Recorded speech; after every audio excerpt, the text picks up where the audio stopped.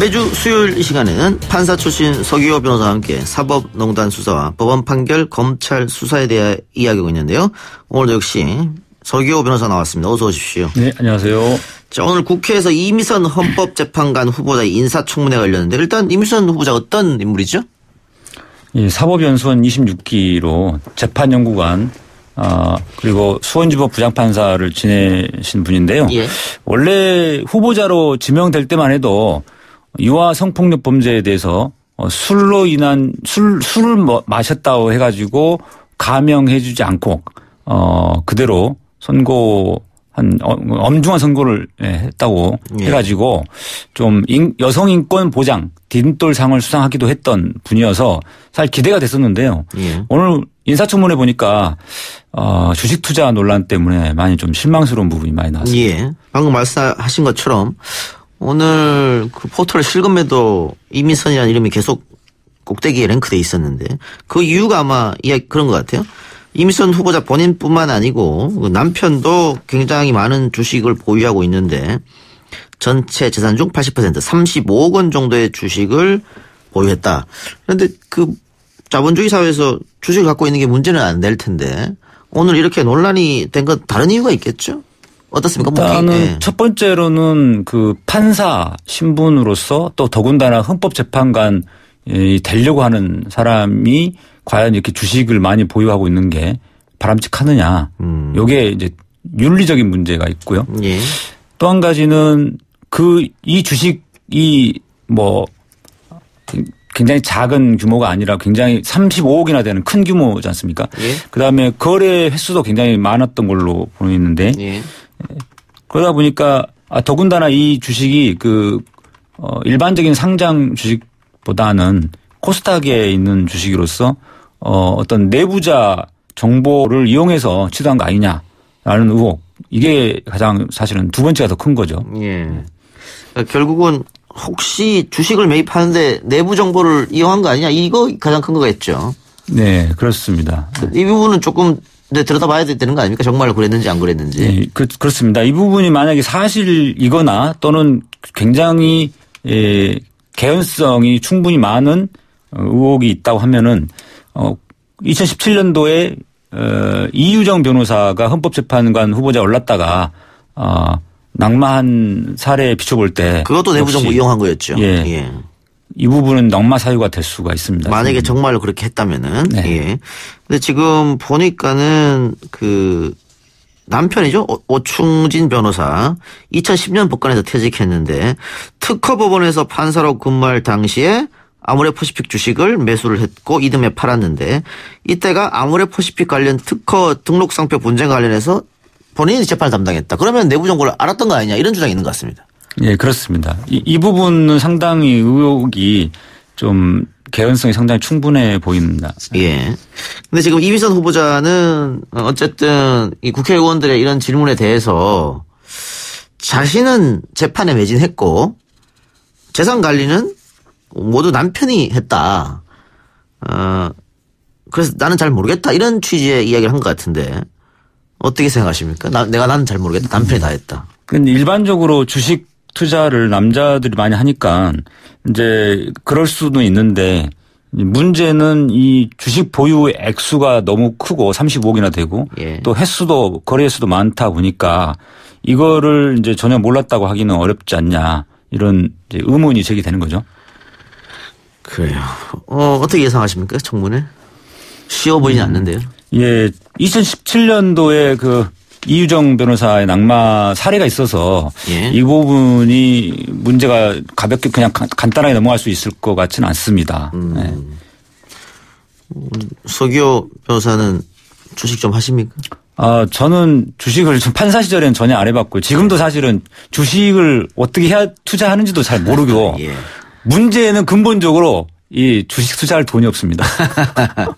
그런데 참 이분은 35억이나 보유하고 있어서 참 예. 너무 예. 그 사실 판사들이 일반적인 기준에 보면은 흔치는 않은 일입니다.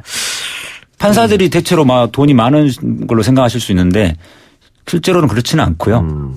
일반적인 평범한 그냥 회사원 비슷한 정도 수준에 있는 분들이 많고 이렇게 주식이나 재산이 뭐 10억 이상, 40억 이상 올라가는 분들은 극히 사실은 오히려 드뭅니다. 예. 그런데 뭐 어쨌든 내부 정보를 활용한 게 아니고 일반적인 주식 투자를 했다 그러면 뭐 법적으로 문제가 없을 거고요. 또 이게 부동산 투기가 아니기 때문에 주식 투자는 그 점에서 도덕적으로 과연 이게 문제가 될지 좀 두고 보겠습니다. 내부 정보를 활용했는지 안 했는지.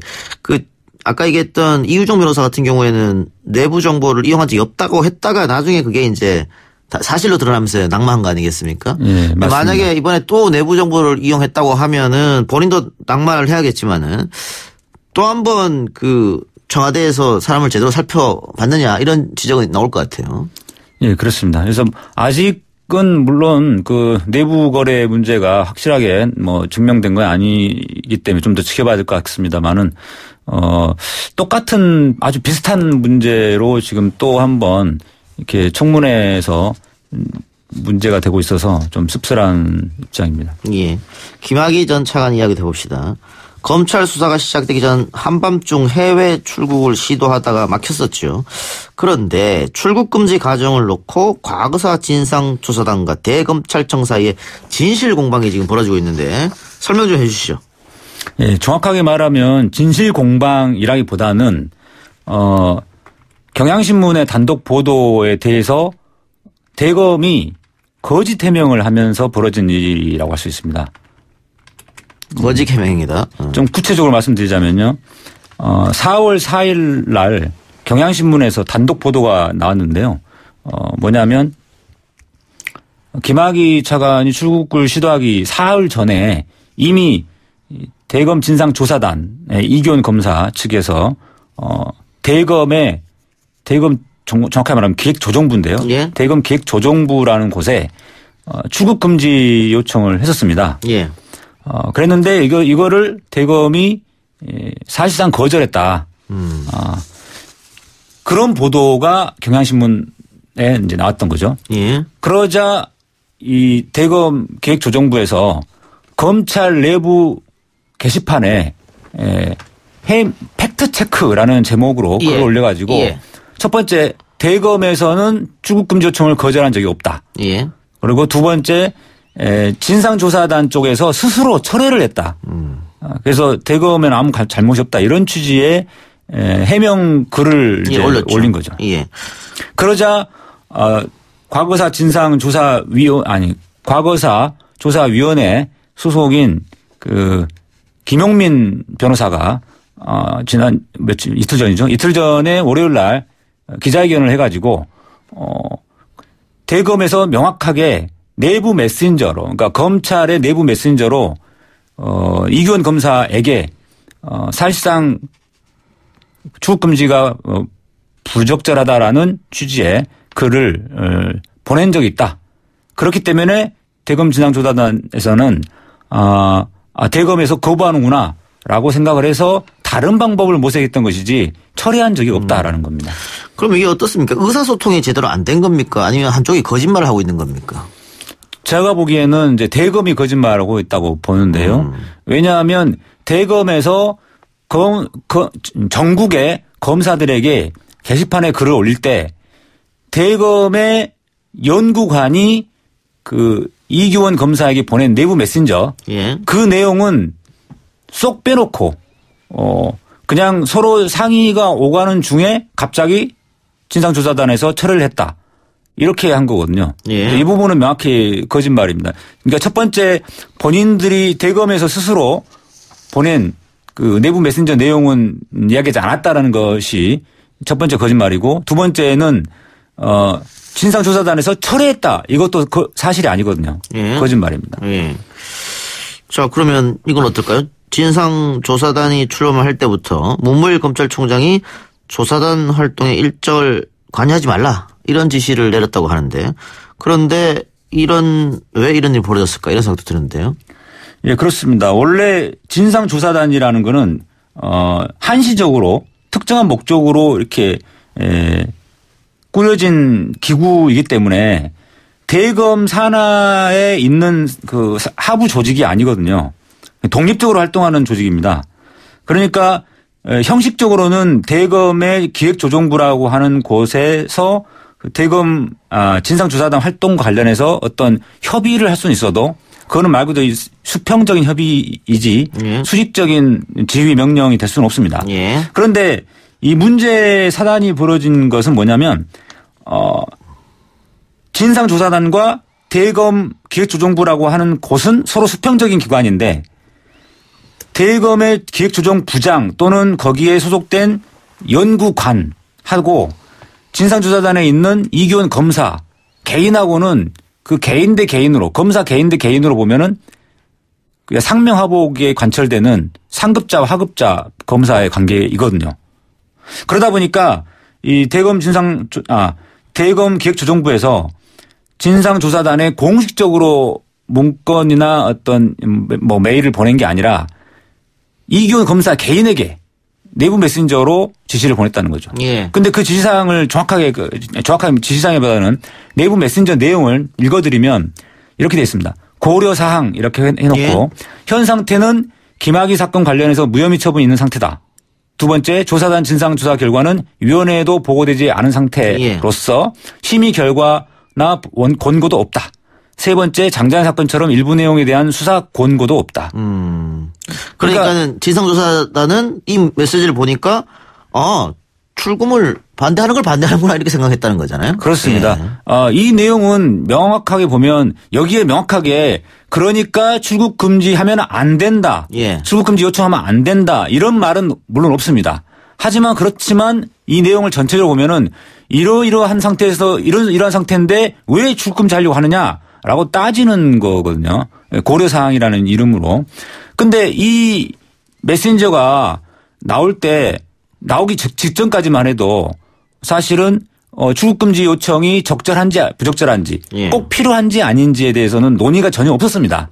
단지 방식을 어떤 방식으로 할 거냐 대검 명의로 할 거냐 진상조사단 명의로 할 거냐라는 그 방식만 가지고 서로 이야기가 되고 있었던 차에 갑자기 요 메신저가 떴기 때문에 이규원 검사 입장에서는 이거는 출국금지 요청을 하지 말라는 거구나 이렇게 받아들일 수밖에 없었다라는 예. 거죠.